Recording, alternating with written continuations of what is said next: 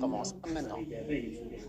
Cabri n'est pas mort, il est mort et tout. Ils ont fait les fous, on s'en rappelle, on connaît très bien les Ivoiriens, on peut leur parler de manière véridique parce qu'ils sont comme ça chez eux. L'humilité, ça ment, son pas. J'ai tout appris là-bas. Depuis que j'ai quitté la Côte d'Ivoire, je suis plus humble. En Côte d'Ivoire, on m'a appris que quand tu es humble, ça fonctionne pas. Quand tu es fort, faut le dire. Donc du coup, je suis devenu un tout petit peu ivoirien. De la même manière que j'ai fait la CAN au Cameroun, j'ai pris un tout petit peu de leur ADN, tu vois. Je suis devenu un boy de Boa, un bandit. J'ai fait l'Égypte, ne me parlez pas. Quand je suis rentré dans les pyramides, j'ai compris un tout petit peu comment Mohamed Salah, jusqu'à aujourd'hui, à 32 ans, 33 ans, il traumatise les Coupes d'Afrique des Nations, c'est ça. C'est plein, c'est le rassemblement de l'Afrique. C'est à chaque fois que je sais que la CAN est approche. Donc du coup, après, la Côte d'Ivoire, où ils ont fait les morts.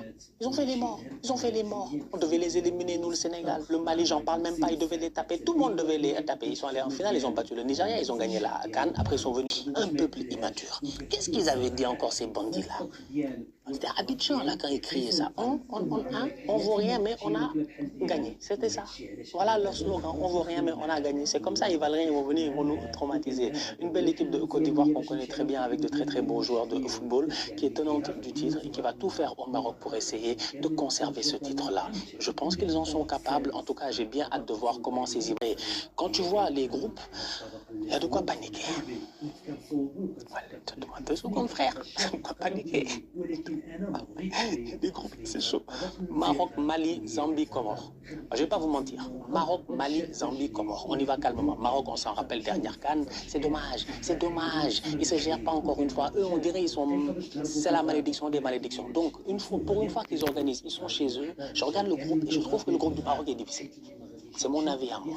Ils sont chez eux, ils sont à domicile. Normalement, franchement, ils doivent se gérer. Mais je sens déjà le Maroc, ils vont nous faire comme la Côte d'Ivoire. J'ai un feeling, peut-être ils font 3 matchs, 3 victoires. Ils s'en sortent deuxième ou meilleur troisième, je ne sais pas. Mais le groupe là, c'est un groupe compliqué. Les Maliens, on les connaît. Jouer au football, ils savent faire que ça. Phase de poule, ils savent faire que ça.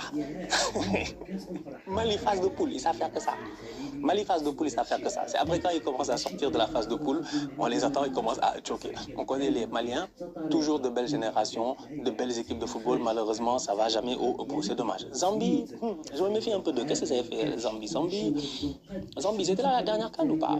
On va aller voir un tout petit peu. Est-ce que la Zambie était là à la dernière CAN? Je ne sais même plus. La Zambie était là à la dernière CAN. Non? Oui, ils étaient là à la dernière CAN. Ils avaient fini 3e dans le groupe avec le Maroc, derrière le Maroc et le Congo. C'est une belle équipe de football. C'est jamais, tu vois. Donc Zambie, Maroc, ils se connaissent déjà. Zambie, Maroc, ça avait fini combien ça d'ailleurs à la dernière CAN? C'est une bonne question à se poser ça. On va aller chercher, je sais pas, j'ai aucune idée.